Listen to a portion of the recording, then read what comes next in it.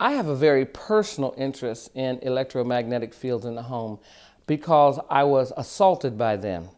And I was horrified to know that I could buy a new home, move my family into the home, and we all become sick unto death.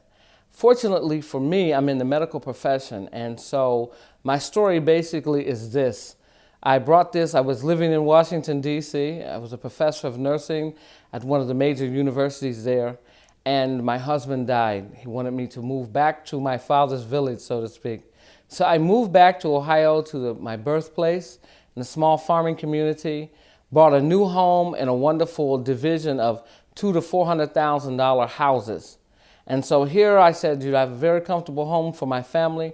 My kids were American exchange students in Penang, Malaysia. So I'm occupying this house and renovating this house by myself. Within the first few days, I felt sick in the house, but my doctor said, you're grieving. And so your body is responding, your organs are grieving. The stress of you grieving is making all your organs sick. And they kept sending me to counseling and giving me anti-anxiety medications, and I was getting sicker and sicker, having rapid heart rate in the middle of the night, sleep apnea, gastric reflex. Wake up in the morning, my legs would not move. I had to shake them to move, and it was like I was developing multiple sclerosis. And I got sicker, I started swelling everywhere, and they kept telling me, you're grieving. My son's come home from Malaysia. He comes into this house, he's there for 3 weeks. Now he's 7 foot, 300 pounds. And he comes, a martial arts specialist on the world touring team. With all his strength and all his might, he comes in this house, and with 3 weeks, he starts having bizarre behavior of aggression, sustained aggression. And so I take him to the doctor, who says, we gotta have a brain scan. They do the brain scan, they come out, they say, Dr. Alale, we don't know how to tell you, your son has lost 60% of his brain theta wave. He has to be hospitalized. We have to do more tests. And what I thought was going to be 3 days ended up being 8 months.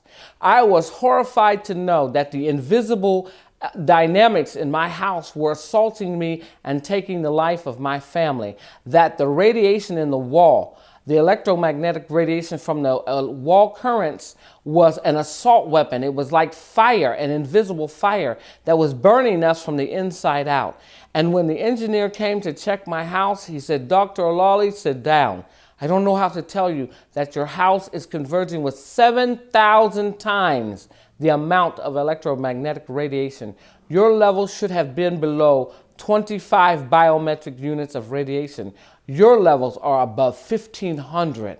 Here's why your son's brain was assaulted. Here's why you've had a stroke and you've had all of these health problems, sleep apnea, and now your legs are having difficulty moving. Here's why your breast is burnt black.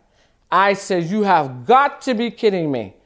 Nursing, nothing in my nursing ever prepared me for the invisible fire that's in the house. I said, how many patients have we brought electric beds and IV pumps and oxygen machines in the home and added and made a taser gun because we've added more radiation to the wall and to the dynamics of their bedroom and their living spaces, tasing them and burning them from the inside out, creating all kinds of diseases.